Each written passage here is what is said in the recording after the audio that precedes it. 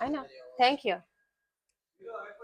Shalom Chaverim, this is Anya Farber, your host of Zionist AF, and we are here with Sagi Dovev, who is here at, is it Sheba Hospital within?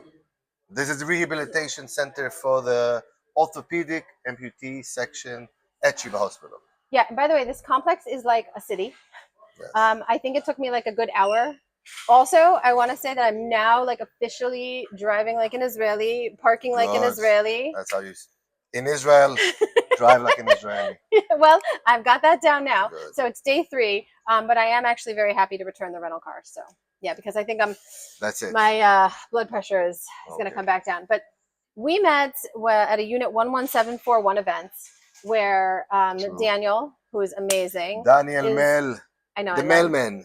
Chazak, the mail. Oh, that's really fun. You call him the mailman. Hi, Daniel. So the mailman always delivers. He does. That's the slogan. Yes. And so Unit 11741, a lot of our listeners know, they are sending much needed supplies to troops, like including helmets, flak jackets, the plates for the jackets, night vision goggles, drones, and other tools that are needed at this time. True. Follow him. Donate. Yes, help. And 100% of everything you donate literally goes to buy the stuff and send it to Israel. There's no, and also he's fast. He's like incredibly fast. The money comes in, it goes out. It comes in, it goes out.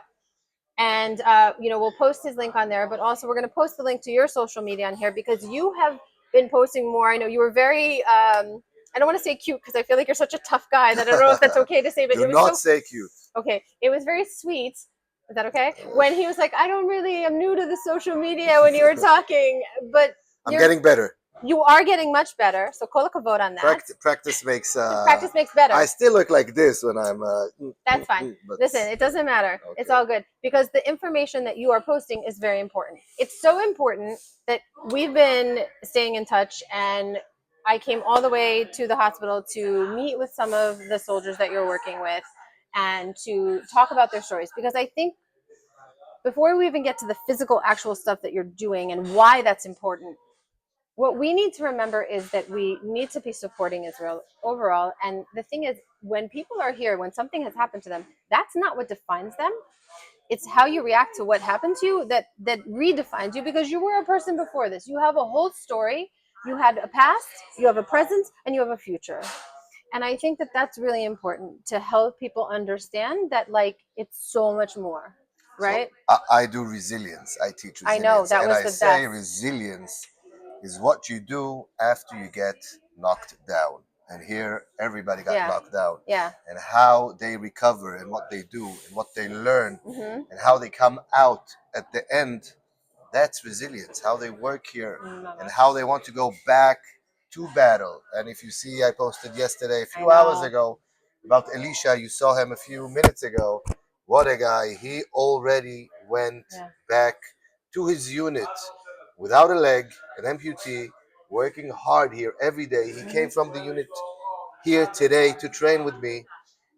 What else can you say? This is the Israeli spirit. This is the Jewish spirit. And this is what people have to see and understand. This is what's going on here. People are fighting.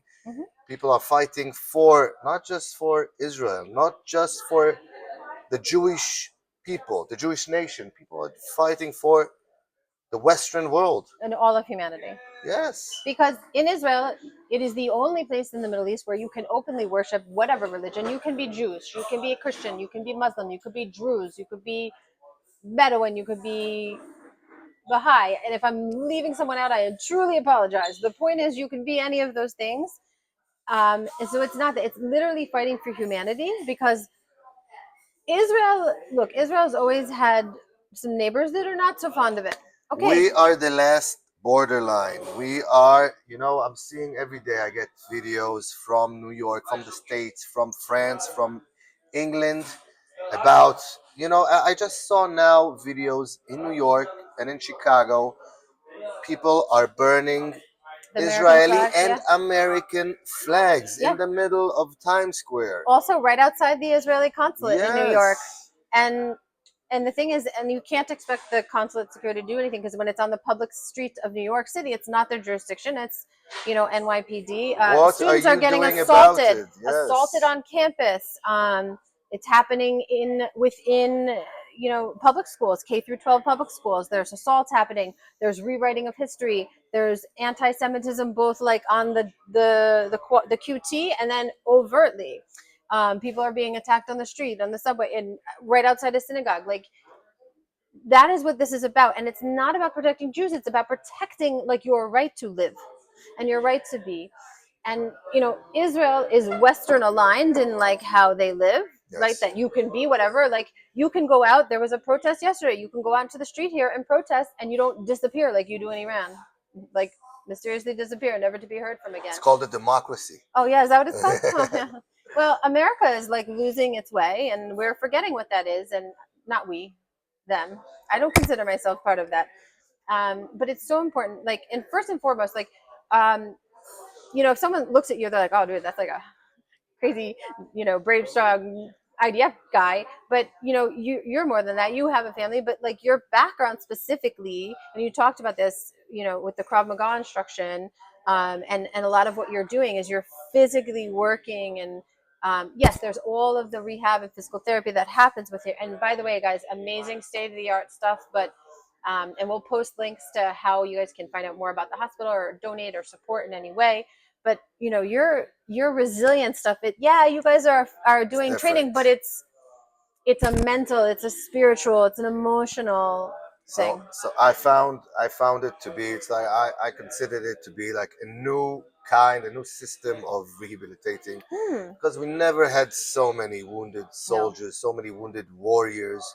So it actually started on October 7th, when I retired a few months before from being all the special operations head, Krav Maga and close combat instructor. So all of the soldiers that got injured on October 7th were from my unit, were my soldiers, and I came here to help them. Yeah, that must have. And I came, and afterwards I said, how can I help them rehabilitate? And they talked to me about, wanting to fight, wanting to feel like a man again, like a fighter, like they're, to learn their new bodies. Yeah. Some of them are amputees, some lost limbs, hands, legs, and they need to adjust to their new bodies, and they need to learn how to fight again. And this is exactly what I decided to do: teach them how to fight again, and take their aggressions out, and build confidence and build resilience through that, through my support. And it's a gift I got, and I got the gift to teach self-defense and Krav Maga and close combat and martial arts. And this is the best thing I can do, is give it back to our heroes, to the protectors of the world, as we said. And this is what motivates me every day and inspires me. I always say I come here to try to inspire people, inspire the soldiers, and build motivation and build resilience. And I'm the one who's getting it back. They're giving me motivation and inspiration. Yeah. You just saw it. It's like, how much more inspiring can it be, training an amputee, a double amputee, a triple amputee. And he asked me to come and train with him. He texted me last night, "You're not forgetting. Tomorrow, 12 o'clock, we're training, right?" I said, I asked him if he kicked your butt or you kicked his butt today. And I said, I think you kicked his butt. Yes. Not you kicked his butt, he kicked your butt today. That's what I said. Exactly, he did. And they kicked my butt, and this is what I love about it. Yeah, and the other thing is, and while you were doing some training, we were speaking to different people who are here, because we're not giving out information at this point of who they are. This is staying within. But I almost feel guilty that I feel like I got so much more from this visit. Yeah. And they were like, "No, thank you for coming." I'm like, "No, thank you." Like, this is because it reminds That's the me. spirit. Yeah. Here. Yes. And it's contagious. Yes. It's beautiful. And you see and how ugly and everything at the same everybody time. is happy and smiling here, in good spirits, in good vibes. Yeah. It's unbelievable, really. Yeah, and like, if because of that, I think specifically the message that would be to share, especially to most of the people who are listening to the podcast are in the US. Like, And I have to tell you, like, it's to say it's a balagan. It's not even correct what's going on. And as you're saying, like, and I was sharing with some of them, like, oh yes, it is true what you see. Yes, there people are being attacked outside of a synagogue or just on the street or being told to get off the subway if you're a Zionist. Well, you know what? Zionist is not a dirty word, and I am Zionist AF. And actually, my friend from Olam Tova Clothing, she has a shirt that says, "If Zionism is a dirty word, then talk dirty to me." Good, I like it. You know, so it's like, but it's like sometimes I'm just like, what is going on? For You us, know? Israeli Zionism is not an issue. You know, we sometimes we look at it, you know, from the outside, and I look at you guys. Yeah. What are you talking about? What is the whole fuss? Everybody's okay. I'm not. I'm a Zionist. I'm a Zionist. I'm anti-Zionism. You know, and everybody is on social media like the I'm a Zionist, Rhyming and and this is that, right? guys. This is a non-issue. See how you could help Mhm. with Learn. defending, learn, You educate, yes. talk to So people, not just parading and doing all those demonstrations for being Zionism, and it's much more deeper. Sorry no, it's for okay. No, I tell you why I think they demonstrate. It's because I yes, think they feel like they need to counter demonstrate yes, but the rhyming idiots that scream and yell for the how destruction is of that Israel. going to help? Are they changing anybody's mind from the opposite side? Come. This is why we came to see you, Sagi, because So you're like, listen.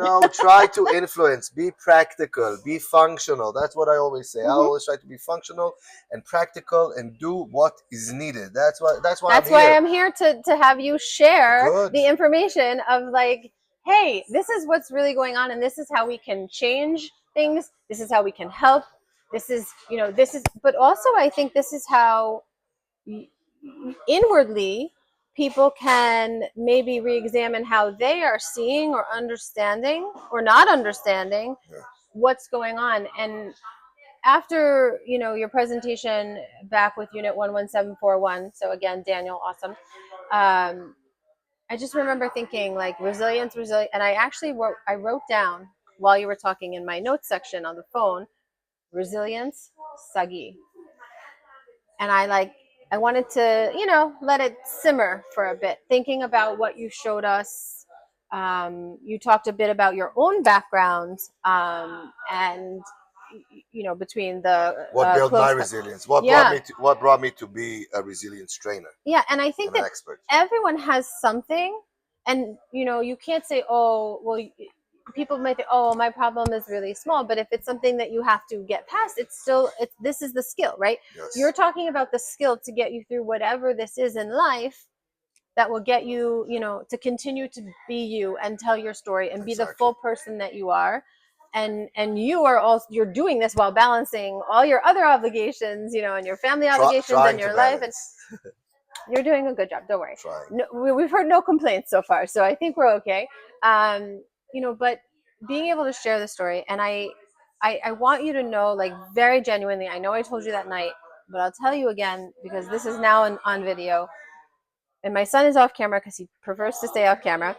But both of us, the whole way home, were speaking about who you are in here, not like this, like, but I mean, you're always so smiley. I want to say, like, oh, I wouldn't want to walk down a dark alley and see you coming at me, but like, you're so smiley. So, but I'm sure you would, when the time comes, you're not smiley. But it was like really being open and bearing who you are, and why the resilience for yourself, like why you're doing this, and helping people move forward. It really resonated with me. I worked very hard on being open and talkative, and I still have to work on my emotions and Listen, everyone has their own comfort zone. and showing my emotions and speaking and sharing the story emotionally, because it was a very it's like it's like a curse word, emotions, for for us, but for us Israeli fighters, but I'm trying my best. So Well, because I think I know there's something deeper than I know I have to I know I have to show you guys the real story, and I have to bring you on the journey and with me, and that's what I'm trying to do. And I think even in the hard days, the point is you have to still be resilient. But you are. אני לא יודעת איך אומרת את זה בעברית. I don't know how to say this in Hebrew. We talk in Hebrew sometimes on the podcast as long as we tell it in English. I don't know how to say this, but you are a very genuine person, and it comes through. Like, neshama, your neshama is very clear. What you see is what you get. Yes, that's my line. What you see is what you get. See? Yeah. So, we're gonna put links up, but here at the hospital, I have to already say, like, I want to come back and just spend time and whatever it is to bring to whatever, even if it's like we were sitting with someone and due to some of the injuries, like it was harder to open a few things, so we just helped. I just helped, like, okay, whatever, like it's, and of course as a normal human being, you're, oh, here, let me get that, like, not because they need me, because I want to help and it's the right thing to do. And true, this is what I'm saying. I'm sorry I'm saying that again. It's no, not you about should say it again. Shouting out loud and posting videos about being a Zionist. Good. Come help. Show why you're a Zionist. Come help the wounded soldiers. Come help the families. Come help the released hostages and their families. Come help up north. Come help down south. Come volunteer. Come, even here in the hospital. Come volunteer. Do whatever you can. It's not for you. It's for them. Yeah. Help them. Teach them. You can give them English lessons. Oh, so private lessons. I made a deal with one of the people. You can teach them social media, how to do a podcast. But I can say he's going to speak to me in English, but I'm going to speak to him in Hebrew. Good. That way we're both learning at the same time and getting better. So you can do a lot of things and a lot of help. If you have questions, if you want to help in some way, get ready for your message box to light up, because people are going to be asking questions. But it's very important, and I, like, truly, I mean, thank you for allowing both my son and I to be here today, and I hope to come back as often as possible. And if anyone who's watching is like, oh, I think that I might have something that would be able to help, whether it's anything, and I'm sure that like you said, learning their new bodies, and I'm the physical and occupational therapist and everyone here are working with like small things and big things, dressing, doing this, like, whatever it is, and maybe you have something, a skill set, or you have a business or a company that has something that you could donate. This is the way to actually physically help. Definitely. Because we have to take care of both our soldiers that are in the field and our soldiers that are here. You can even help them, offer them a job afterwards at your company. You're working at high tech, you're working in finance, I don't know, help them in some way. Right, like I said, what happened that day is not their story, right? It's something that happened, it's a chapter in their life, but it's not their life, and there is life after, and the resilience is helping remind them of, and also assisting them in a way forward, because it's okay to say I need help from time to time. It's okay. It is. It's not easy. Not easy, but we're trying to help them, and I'm trying to tell them they have to say, this is what I need. Yeah. This is how you can help me, because chocolates are nice. Chocolates are good. Most of them can't eat chocolates here. They're not training enough so they can eat chocolates. But so many ways you can help. But the food is so good here, and the chocolate is so good. So many ways you can help. Reach out. I will help you as I helped you here today, and it's really it's my privilege. It's my privilege helping you, helping whoever is coming to the hospital, and even myself being here, training, volunteering, and training the guys. It's my privilege. It's my honor. I don't think there's a bigger honor than training and helping our heroes. Yeah. Well, so again, guys, we're going to put how to reach out to Sagi on the podcast information about the hospital. And as people reach out, we will, put them in touch with whatever. But let's keep it going, because we all have to have, what's your word? Resilience. What's the word for that in Hebrew? Chosen. Chosel? Chosen. Chosen. Chet. Vav Samech Nun Sofit. Oh. Chosen. We spell it on this Yes. episode too. Okay. So everyone needs that. And, Sagi, I can't wait to visit again, and we'll see you. You're my guest. Thank you very much. Thank you. You love to say Am Israel Chai.